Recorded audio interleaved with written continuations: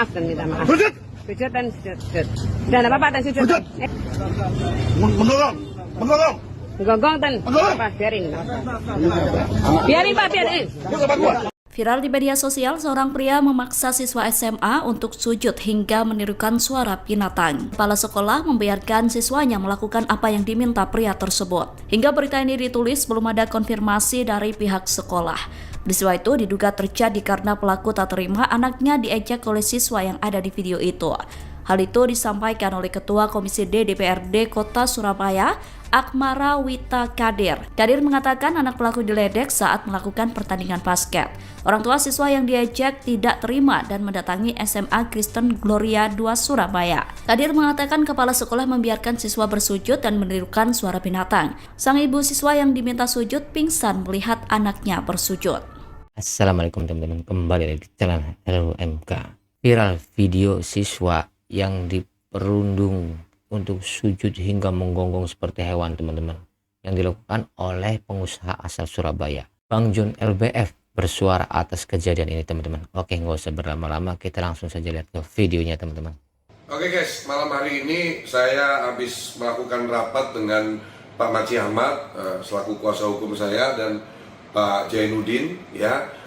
Kita habis berdiskusi terkait perkara viral di Jatimur Surabaya, di mana ada kejadian seorang anak manusia, ya, ini anak ini kalau nggak salah masih sekolah ya, SMA ya kalau nggak salah ya. Ini diperlakukan dengan menurut kami sangat biadab, ya. Dihinakan, direndahkan martabatnya, disuruh menyembah, disuruh sujud, bahkan disuruh menggonggong layaknya seekor binatang anjing, ya. Kami sangat marah atas kejadian ini, dan saya tadi pun juga sudah keluarkan statement. Saya akan mengawal kasus ini sampai tuntas. Supaya apa? Supaya berimbang, akan jadi catatan atau jejak digital yang berimbang. Dengan adanya kejadian ini, sampai pelakunya mendapat hukuman yang setimpal sesuai peraturan perundang-undangan yang berlaku di Republik ini. Sehingga apa? Ke depan, di kemudian hari, ini akan jadi catatan bahwa kalau Anda melakukan tindakan arogan seperti ini, konsekuensinya ada, punishment-nya ada, hukumannya ada.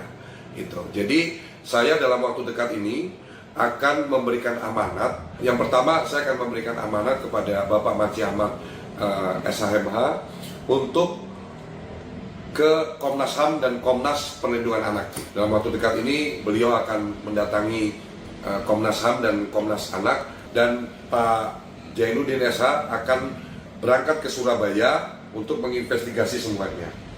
Harapan saya satu teman-teman, ini akan menjadi catatan yang berimbang, sekali lagi berimbang, ya.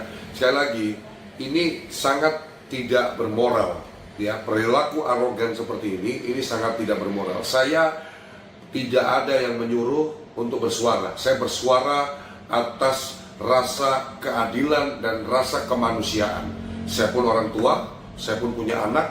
Saya nggak mau anak saya nanti mencontoh hal serupa di kemudian hari, atau anak-anak lain di seluruh Indonesia ini mencontoh bahwa lu kalau punya duit, lu jadi pengusaha, lu boleh intimidasi orang seperti itu. Itu sangat tidak dibenarkan, ya teman-teman semuanya, ya. Buat kalian semua adik-adik yang menonton tayangan itu, Om John kasih tahu, ya, itu tindakan yang tidak terpuji. Dan kami, saya John LBF, Pak Maci Ahmad dan Pak Jainuddin akan berjuang untuk menegakkan keadilan, ya, atas kejadian yang menimpa salah seorang anak ini, kalau nggak salah namanya Ethan. Bahkan nih teman-teman, saya perlu sampaikan juga, saya sudah mendapat nih telepon, ya, WA, ya, untuk saya berhenti bersuara. Saya pertegas di sini, ya, saya pertegas di sini. John LBF tidak bisa diatur-atur, dilarang-larang. Saya punya hak untuk bersuara, ya. Saya tidak ada punya kepentingan apapun di sini.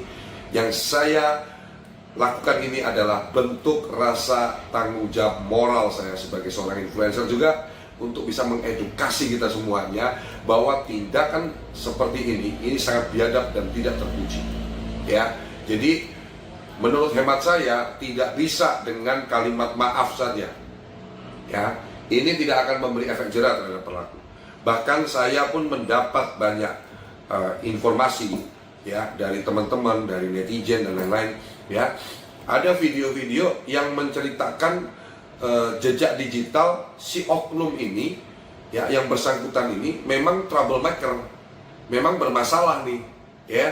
Jadi saya punya datanya ya. Ini penting untuk saya kasih tahu ke masyarakat juga, supaya apa? Jangan ada etan-etan selanjutnya yang dihinakan, direndahkan, diinjak-injak martabatnya. Seorang anak yang sedang bertumbuh, pemahamannya pun sudah matang, ya, mengalami intimidasi seperti itu. Ya, siapa yang akan bertanggung jawab atas mental psikologinya etan? Ya, kalau nanti dia bertumbuh jadi anak yang punya rasa dendam, dia ingin melakukan hal serupa terhadap orang lain di kemudian hari, karena hari ini dia nggak berani, karena dia takut. Ya, siapa yang akan bertanggung jawab?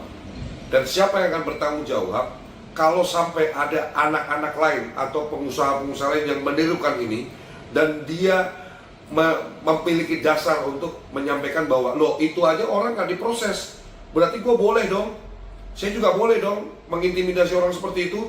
Saya suruh orang menggonggong, saya suruh orang jadi babi, boleh dong, buktinya dia nggak dihukum kok. Ini yang saya concernkan ya. Jejak digital ini tidak bisa dihapus ya, harus ada perimbangan jejak digital lain sehingga ya akan menjadi presiden ya untuk masyarakat semuanya. Jangan melakukan tindakan biadab seperti itu, siapapun Anda, seberapapun tinggi jabatan Anda, seberapapun banyaknya uang Anda, ya, tidak boleh merendahkan manusia, bahkan disuruh sama kayak binatang, ya, suruh menggonggong dengan arogannya seperti itu.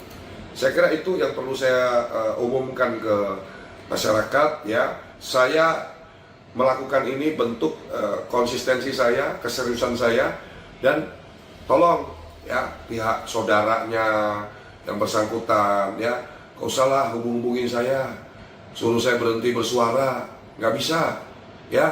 You nggak kasih makan saya, you bukan orang tua saya, kenapa you atur-atur saya untuk tidak bersuara? Hah? Saya punya mulut, saya punya hak, saya punya kewajiban moral juga untuk menyuarakan ini.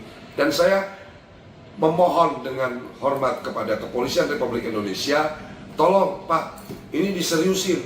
Saya juga tadi sudah telepon ke teman-teman di DPR, ya, teman saya yang saya kenal di DPR, Bang Martin, saya tadi sudah telepon, ya, saya ceritakan perkara ini, ya, beliau pun juga sangat cukup serius menanggapi hal ini juga, ya, akan ditindaklanjutin, karena yaitu fungsi kepolisian, fungsi DPR, ya, untuk hal-hal isu-isu yang seperti ini nih harus dikasih titik terang ke masyarakat, sehingga masyarakat punya patokan bahwa kalau kamu berbuat seperti itu, kamu akan resikonya ini, dampaknya ini. Jadi itu, dan saya juga titip pesan terhadap adik saya Etan, semoga kamu tetap semangat, tetap bisa melanjutkan hidup, tetap bersekolah dengan baik. Sekaligus juga saya sudah komunikasi dengan orang tuanya Etan, Ibu Wira. Saya sampaikan, saya kepingin kuliahkan Etan sampai kuliah, lulus kuliah. Mau dia mau kuliah dimanapun, kita buat perjanjian hitam di atas putih, dipakai lawyer, ya. Semua biaya pendidikannya Etan saya tanggung. Sampai dia mau kuliah di luar negeri pun saya bayar. Ya, ini statement tegas saya. Tujuannya apa Bang Jun? Tujuannya adalah satu, saya mau kasih lihat ke oknum ini bahwa anak yang Anda rendahkan, Anda hinakan hari ini, Anda suruh jadi kayak binatang, kelak jadi orang yang sukses, jadi orang yang bermanfaat untuk banyak orang, jadi orang yang mempekerjakan, membuka lapangan kerja buat banyak orang. Di situ saya pengen kasih bukti ke Anda bahwa roda itu berputar, ya. Jangan arogan seperti itu, ya. Orang arogan seperti itu tuh, ya, biasanya awal kehancuran tuh. Kalau udah arogan seperti itu tuh kan sudah banyak contohnya, ya. Saya tertantang diri saya, teman-teman, untuk saya membuktikan bahwa saya bisa support Etan untuk jadi anak yang sukses di kemudian hari, ya.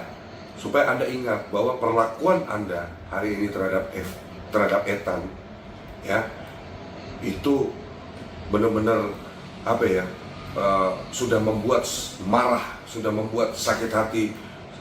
Saya kira semua orang tua di negara ini, ya, semua orang tua yang punya anak tidak akan pernah terima anak yang dibesarkan dengan penuh rasa kasih sayang, ya, orang tua sampai begadang ketika anak demam, ya, disekolahkan, dikasih makan, orang tuanya kerja keras untuk anaknya bisa makan, bisa tinggal di tempat tinggal yang layak. Udah gede, cuman kamu bukan siapa-siapa, orang luar, orang tuanya bukan, kamu permalukan anaknya orang, kamu suruh sujud, nyembah kamu, disuruh menggonggong pula. Ini waras apa enggak? Ya, ini logika berpikirnya ini seperti apa? Gitu. Saya kira itu dari saya, teman-teman. Saya minta mungkin tanggapan juga dari Pak Maci Ahmad, silakan. Ya, itulah teman-teman statement dari Bang John LPF. Ya, emang apa yang dilakukan pengusaha asal Surabaya ini emang gak bermoral, teman-teman. Gak beradab sama sekali, teman-teman. Masa atas kesalahan yang sepele menurut saya, ya, namanya pelajar, teman-temannya, dia harus sujud, menggonggong, aduh, disamakan seperti hewan, teman-teman.